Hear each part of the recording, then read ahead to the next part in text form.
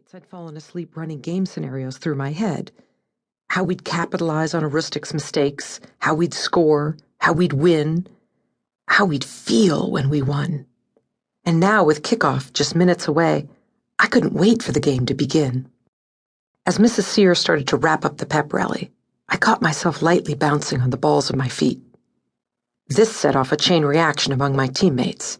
Suddenly, we were all dancing in place, gently shaking out the muscles in our arms and legs. We were ready to play.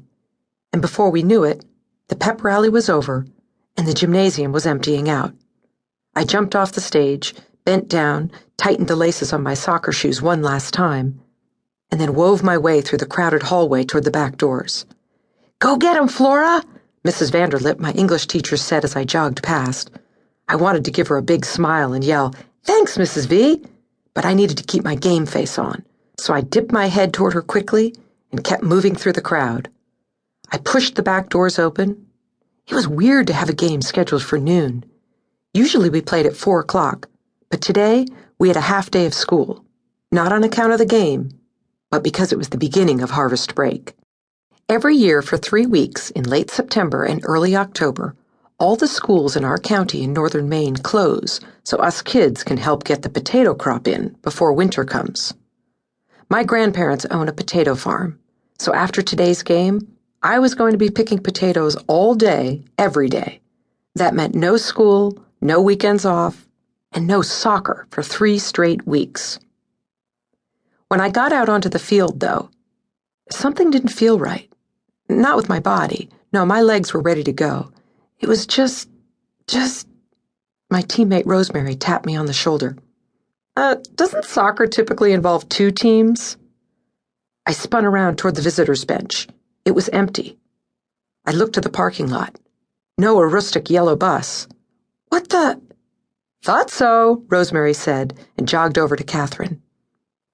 Out of the corner of my eye, I saw one of the refs yank his whistle up over his head, shove it in his pocket, and then say something to Coach Roy. I watched as Coach kicked over a bench, a rustic's bench. I ran to him. "Coach?" "They're not coming." "What?" "A rustic needed their girls in the fields on account of the cold front coming in tonight," he said. "What?" I said. "Like a 2-hour game is going to make a difference to the harvest?" I kicked a rustic's bench. We watched it slowly try to right itself before gravity won and dumped it into a muddy puddle. "You're kidding me, right?" Coach stepped up onto the bench with one foot, then the other. "Do I look like I'm kidding?" he said and jumped ever so slightly, his body weight causing the bench to sink deeper into the mud.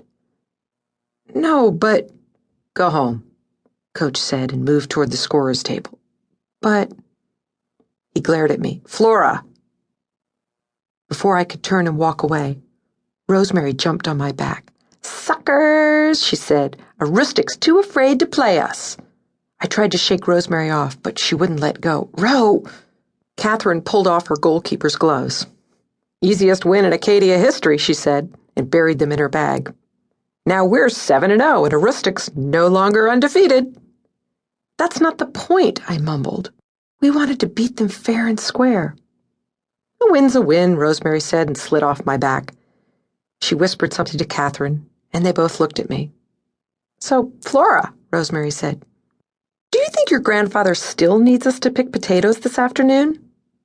I looked from Rosemary to Catherine. I opened my mouth, but nothing came out. Rosemary continued. "With the game canceled and all, we should hang out at my house for a while." Catherine reached for Rosemary's ponytail and started to braid it. "Yeah," she said, "then we can practice our hair for Harvest Ball." Practice our hair? Were they insane? This was a rustic! For 1 year, all we talked about was how we were going to beat those smirky pains in the butt. How we couldn't wait to play them again. Make them stop wearing those annoying blue state champion jackets and take down those god-awful signs on either end of their town. "Welcome to a rustic, home of the Maine State Girls Soccer Champions." My friends gathered up their bags and started to walk away. I felt as if I were in a dream.